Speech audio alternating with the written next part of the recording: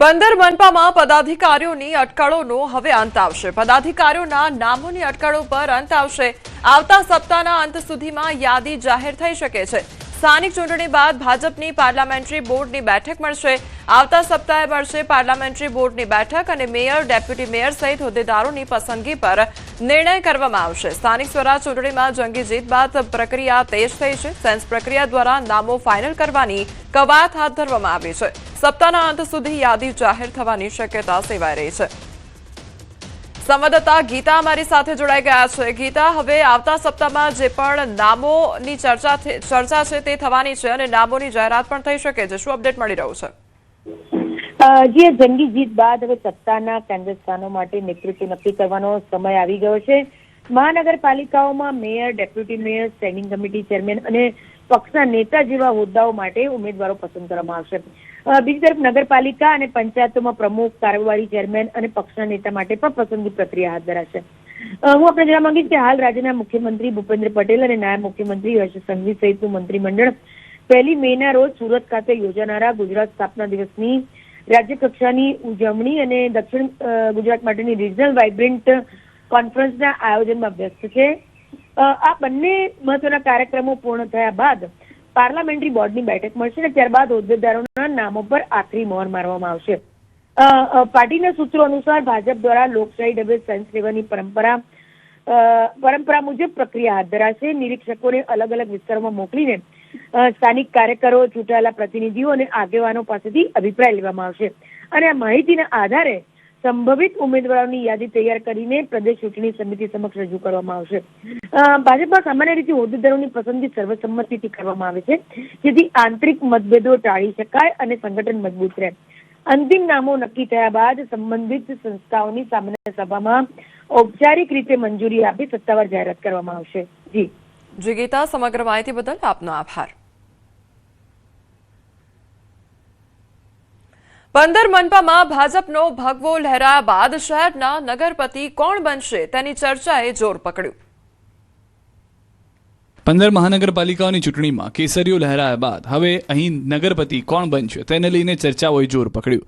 Mayor, deputy mayor, standing committee chairman, શાસક પક્ષના નેતા અને દંડક માટે લોબિંગ શરૂ થઈ ગયું છે। ત્યારે અમદાવાદ મહાનગરપાલિકાના નગરપતિ સાથે મુખ્ય 5 અધિકારીઓ માટે કોણ કોણ રેસમાં છે તેની વાત કરીએ તો પ્રથમ 2.5 વર્ષની ટર્મ માટે મેયર પદ પર ઓબીસી પુરુષ માટે અનામત છે।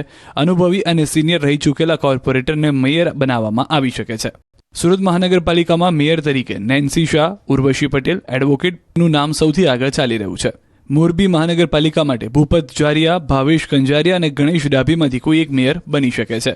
પોરબંદરના નગરપતિ માટે સાગર મોદી, ભાવિકા, દીપક જુંગી અને વિક્રમ ઓડિદ્રા રેસમાં છે। તો વાપી મહાનગરપાલિકામાં મિત્તલ નંદાણીયા, ઉન્નતિ પટેલ અને પ્રિયંકા કહારમાંથી કોઈ એક મેયર બની શકે છે। વડોદરા મનપામાં મેયર પદ માટે વોર્ડ 12માંથી વિજેતા સમીર વાઘેલાનું નામ સૌથી વધુ ચર્ચામાં છે। નડિયાદમાં ઈશિત પટેલ અથવા મનીષ પટેલ બની શકે છે મેયર। મહેસાણા મહાનગરપાલિકામાં મેયર પદ માટે નયનાબેન પ્રજાપતિનું નામ મોખરે છે। ભાવનગર મહાનગરપાલિકામાં કાળિયાબીડ વોર્ડના વર્ષાબા પરમાર, શીતલબેન જોશીનું નામ આગળ ચાલી રહ્યું છે। તો સુરેન્દ્રનગર મહાનગરપાલિકાના મેયર માટે ગજેન્દ્રભાઈ ચૌહાણ, રાકેશ રાઠોડનું નામ ચર્ચામાં છે। સ્થાનિક સ્વરાજ ચૂંટણી બાદ ઉમેદવારોને ખર્ચ હિસાબ માટે અલ્ટિમેટમ આપવામાં આવ્યું છે। ત્યારે 13 મે સુધી તમામ ખર્ચ વિગતો જમા કરાવવાનો આદેશ આપવામાં આવ્યો છે, જેમાં કોર્પોરેશન 9 લાખ, જિલ્લા પંચાયત 6 લાખ, તાલુકા પંચાયત 3 લાખની છે ખર્ચ મર્યાદા। ત્યારે ઘણા ઉમેદવારોના હિસાબ હજુ બાકી છે, ત્યારે તંત્ર એક્શન મોડમાં જોવા મળી રહ્યું છે। સમયસર હિસાબ નહીં આપનારને કારણદર્શક નોટિસની કાર્યવાહી પણ કરવામાં આવશે।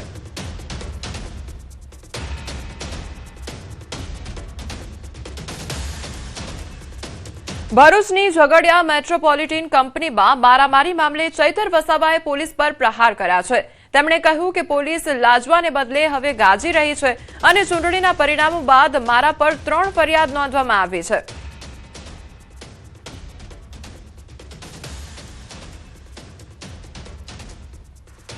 આ ઝઘડિયા પોલીસ લાજવાના બદલે ગાજી રહી છે અને ઉલટાનું અમારા પર, મારા સહિતના આગેવાનો પર 3 એફઆઈઆર કરી છે।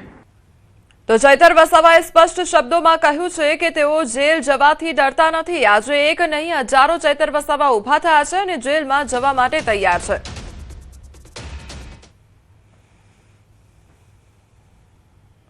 આ ચૈતરભાઈને પર એફઆઈઆર કરો એટલે એ ડરશે, દબાશે અને પછી આગળની કાર્યવાહી બધી ઠપ થઈ જશે અને અમે કંપનીવાળાને બચાવી લઈશું. ત્યારે આજે એકલા ચૈતર વસાવા નથી, આજે બધા જ હજારો ચૈતર વસાવા અહીંયા ઉભા થયેલા છે.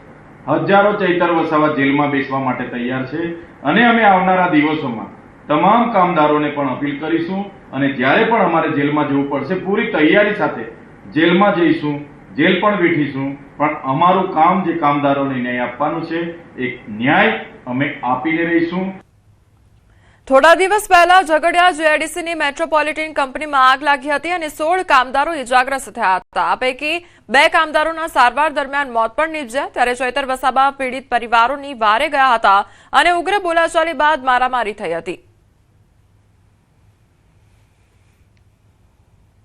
જૂનાગઢની સ્થાનિક ચૂંટણીના પરિણામો બાદ રાજીનામાનો દોર જોવા મળી રહ્યો છે. ભાજપ આગેવાને વિડીયો વાયરલ કર્યો અને જિલ્લા પંચાયતની બાંધકામ સમિતિના પૂર્વ ચેરમેન દિનેશ મૈત્રે વિડીયો વાયરલ કર્યો છે.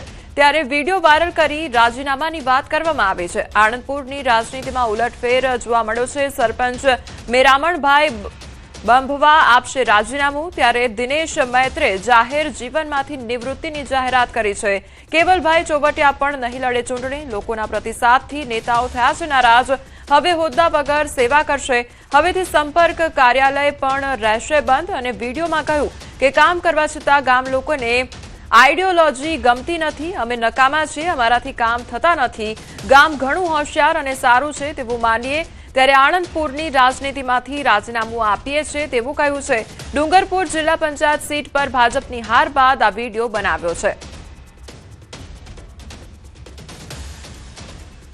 શ્રી કૃષ્ણ આણંદપુર વાસીઓ, આપ સૌને ખૂબ ખૂબ અભિનંદન અને આભાર અમને અમારી હેસિયત અને લાયકાત બતાવવા બદલ.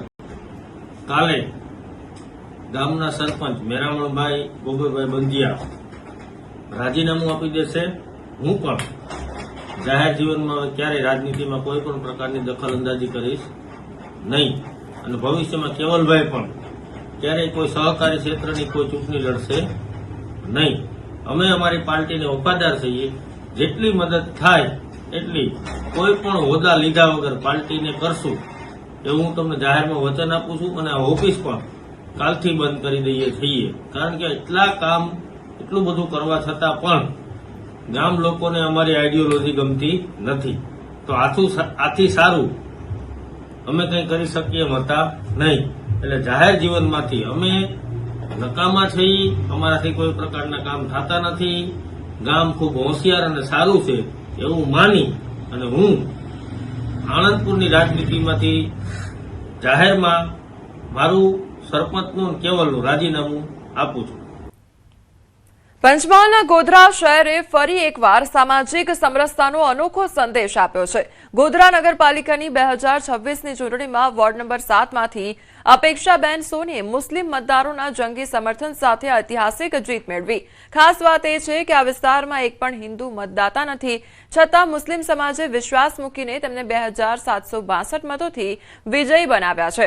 2021માં માત્ર 100 મતોના અંતરે હાર્યા બાદ પણ અપેક્ષાબેને લોકો સાથેનો સંબંધ જાળવી રાખ્યો હતો, જેના પરિણામે આ વખતે તેમને ભવ્ય જીત મળી છે. અપેક્ષાબેને આ જીતને લઘુમતી સમાજનો તેમના પરનો ભરોસો ગણાવ્યો છે અને ખાતરી આપી છે કે તેઓ વિસ્તારની પ્રાથમિક સુવિધાઓ અને પ્રશ્નોને નિષ્ઠાપૂર્વક હલ કરશે. હું જંગી બહુમતીથી જીત્યું છું. ત્યાંનો મને સાથ સહકાર ખૂબ જ મળ્યો. એ લોકોનો આવકાર પણ એટલો મળ્યો. ત્યાં સાતપુર લોઢામાં પાણીની સમસ્યા બહુ જ છે. ત્યાં આગળ કચરો પછી ગટરની સમસ્યા છે, એનું અમે નિવારણ લાવીશું. મોહમ્મદી મલ્લામાં પણ બહુ પ્રોબ્લેમ છે, અમુક જગ્યાએ બી છે ખાસો બધો પ્રોબ્લેમ. એ બધો પ્રોબ્લેમ સોલ્વ કરીશું અમે લોકો. ત્યાં આગળ ડસ્ટની બહુ જ સમસ્યા છે, ત્યાં લાઇટની છે, ગટરોની છે, સાફ સફાઈ નથી. અને જે અન્ય કામ હશે અને જે બીજા બી હશે એના માટે હું મારા તન મનના ધનથી નગરપાલિકાની અંદર મારી બધી જ સેવાઓનું એમને બને એટલો બધો ઉત્સાહથી કામ કરી અને બધું જ પ્રેરણા પૂરી કરીશ. તો મુસ્લિમ મતદારોના જંગી સમર્થનનો આ મામલો અને ભવ્ય જીત પ્રાપ્ત થઈ છે. ત્યારે 2021માં જ નજીવી હાર પ્રાપ્ત થઈ હતી, ત્યારબાદ આ વખતે જીત પ્રાપ્ત થઈ છે.